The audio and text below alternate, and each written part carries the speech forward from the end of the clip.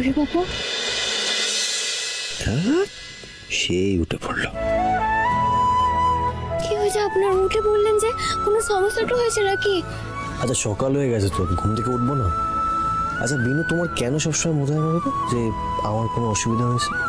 না না, সেটা নয়, সত্যি কথা তো, সে সূর্যি দেখে তো মনে হচ্ছে অনেক বেলাটা হয়ে গেছে। আচ্ছা বলছি যে সরি বাবু, আপনি আপনি এক কাজ করেন, গিয়ে হাত মুখটা ধুয়ে নিন, আমি সব গুছিয়ে একটু আসছি বটে। বিনু। হ্যাঁ ধন্যবাদ। ধন্যবাদ? ধন্যবাদটা কেন বলছেন সৌরভ বাবু? কারণ কাল রাতে তোমার গান শুনতে শুনতে কখন আমি ঘুমিয়ে পড়েছিলাম ঠিক নিজেও জানি।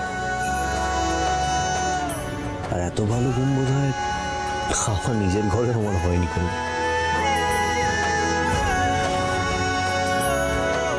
তাই ধন্যবাদ।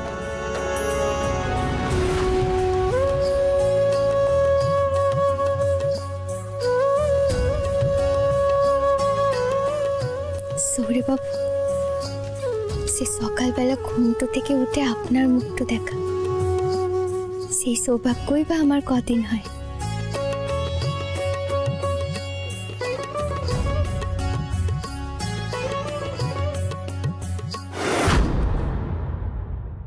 দেখবি আর চলবি, লুচির মতো ফুলবি। হ্যাঁ আমি বলতে চাই, কে মাকে বলে গরম গরম ফুলকো ফুলকো লুচি ভেজে দিতে।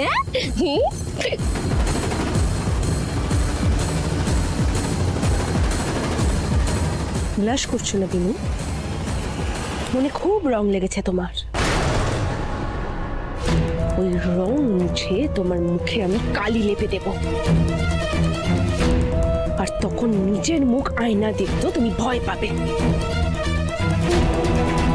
শুধু একটা, আর একটা সুযোগ আমার লাগবে, সেটা আজ রাতেই আমাকে পেতে হবে, পেতেই হবে। কি ব্যাপার? এই লট বহন নিয়ে কোথায় যাচ্ছে? আসলে বড় বৌদি, বড় মামি, তোমাকে সেই বলেছিলাম না যে কলেজ থেকে এক্সকারশন আছে, আমি সেখানেই যাচ্ছি, ওই 2-3 দিনের মধ্যে ফিরে আসবো। এই তো বললি 5,000 টাকা লাগবে, আমি তো দিইনি। কোথায় পেলি তুই? আমাদের কলেজে যে ডিবেট কম্পিটিশনটা যে হয়েছিল, সেখান থেকে যে প্রাইজ মানিটা পেয়েছিলাম, সেটা দিয়ে ম্যানেজ হয়ে গেছে। পায়েল, নে নে তাড়াতাড়ি বড় মামিকে প্রণামটা করে বেরিয়ে পড়, ওরা ওয়েট করছে তো। হ্যাঁ গো, ম্যামেরা বলেছে যে দেরি করবে তাকে ছেড়ে দিয়ে চলে যাবে।